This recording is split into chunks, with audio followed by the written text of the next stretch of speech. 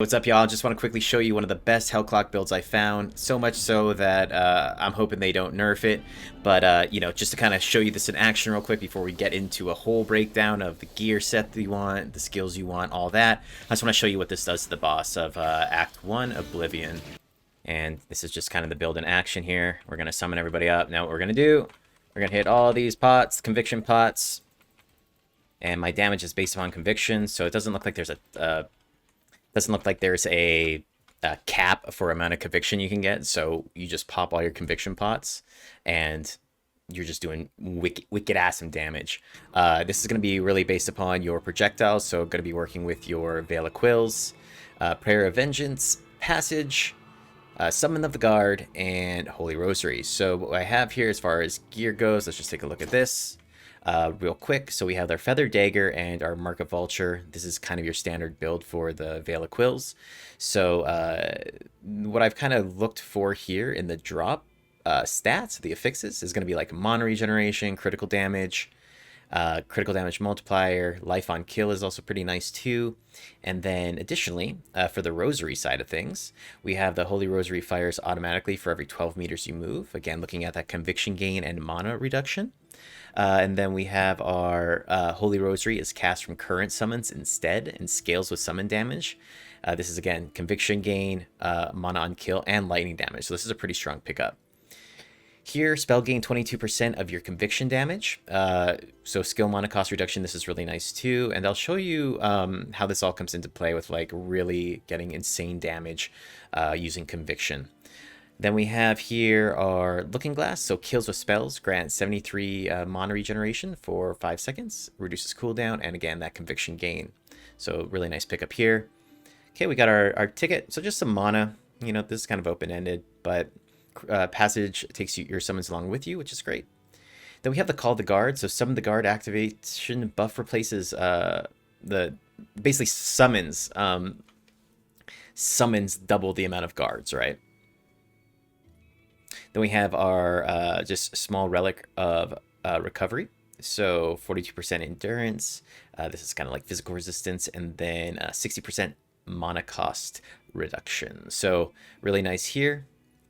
Enduring Exalted Relic of Precision. So again, 60% mana reduction cost. This critical chance multiplier. Conviction gain as well too, which is very nice. Okay, then we have our spell hits grant a stack of resilience. Each stack grants plus 1% conviction decay resistance for 7 seconds. So again, building up that conviction and then making sure that like it doesn't decay with this one. Okay, Holy Water. This is pretty much like a must-have for this as well too. Potions provide 710 of their value as conviction.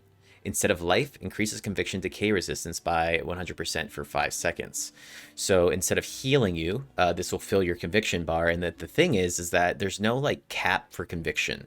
So you'll see I just pop like all 5 of these in a row, and it just makes me do like insane damage against bosses and things like that.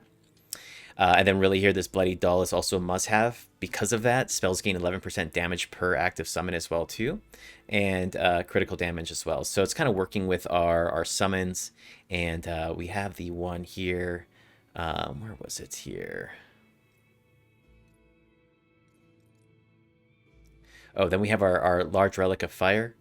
I'd prefer this to probably not be fire damage, but this does give skill projectile amount, which is really nice to have. And then spells gain 22% of conviction as damage. So I think I may have already gone over this, but this is one is like a must-have as well too, because when you pop all your conviction pots, you're getting like a crap ton of conviction, and then you'll just see it'll melt. I'll show you like as a clip after this. Okay, as far as the gear goes, definitely went with this Serrated Iron Revolver. This is again going to give you that 126 skill projectile amount, critical chance, base damage. Here, I did kind of look for a lot of items that have evasion included in it. So here with the Nimble Scout Cap, you'll see this 17% evasion, 37% evasion, and then another 24% evasion. Cooldown speed, I might actually end up replacing this because for some reason, when I'm casting spells, you'll see like the cooldown rate just ticks. Like it like counts down super fast. So this may be the cause of it, but I'm not too sure. So I think this cooldown speed is actually pretty solid here as well too, and I think that's what's causing it. So I'll probably end up keeping these. Movement speed and elemental resistance. This is just kind of, I haven't found anything better, so I'm just rocking that. Conviction gain. Make sure to look for this as well too. You're gonna want to just be able to gain conviction and then keep conviction up as much as possible, because that's gonna again increase your damage. Okay, and then mana skill cost reduction here, and then mana as well with the hands. So when we look at real quick the Grand Bell, I'll just go through this very quickly here, but you could see I've kind of built into additional mana and a lot of this conviction resistance and gain. So more mana, and then down into here, base mana, and we'll kind of keep building out into this conviction. So even this one here, this conviction from mana spent. So every time I cast mana, my conviction will increase, and then we'll actually start building into this as well too.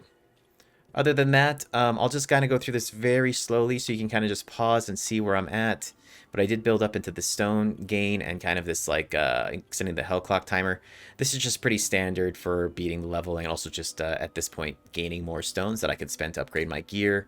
I did go with the red portal frequency as well too, and I did kind of start with some of this gold coin gain as well. Some of these other things like gear drop chance and things like that, that's kind of just nice to have. Going with these potions as well too, making sure you have max potions. I might actually, considering that there's no cap for conviction increase, I might actually start putting more into these potions. I think there's one down here that gives me some extra potion capacity. It's quite a bit of ways for me, but this will allow me to take that damage even higher. Yep, so we got the mana on this side. Didn't really go into this. I feel like the resistances and stuff aren't really too necessary. Again, this is just going to be in Oblivion, kind of Act 1. So maybe this gets more important later on, or in the Hell levels. But other than that, you can kind of see. So as I'm moving, my guys are, firing. And then what I could do is I could hit Q. This will summon more of them. And so now they'll stay alive, and this is kind of just, with the projectile amount, increases the amount of projectiles around as well too. So you can kind of see how this will work. Real quick on the Constellation side of things. This is kind of what I've built out so far. So got that mana, physical damage resistance, got this Bolt of Inspiration, so getting those mana orbs, just kind of fully built this out. Lightning damage for the Rosary, and then deals 5% of your current mana, and your power orbs regenerate 50% mana. Here, I just kind of built this one out because I needed to unlock some of the other constellations. But then we did build full into here for the cooldown speed, projectile damage for each power orb, so that's really nice for the amount of projectiles. Spell damage for each power orb, and then never-ending cycle. Okay. Here, then we built all up into this. Physical damage we don't really use, but this was necessary to complete this. We got that plague damage, which is important for our Quills.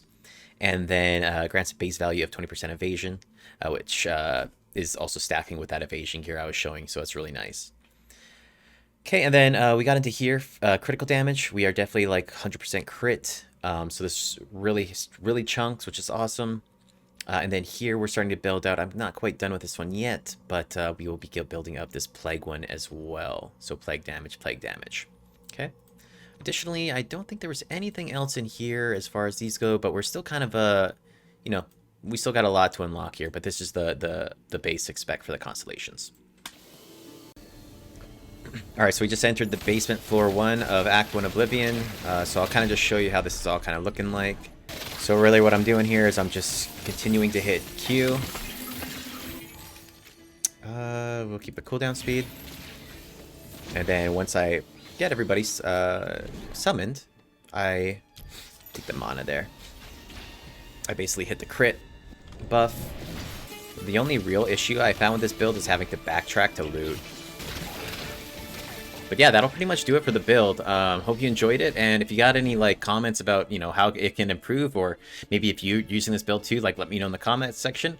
Other than that, I'm looking forward to continuing to play Hell Clock, especially with some of the new updates coming out. This is kind of their end game still in beta, so there's a lot more to come. I think a crafting system. There's a whole roadmap. You can check out on the Steam page as well too. So thanks for watching, and I'll catch you on the next one. See ya.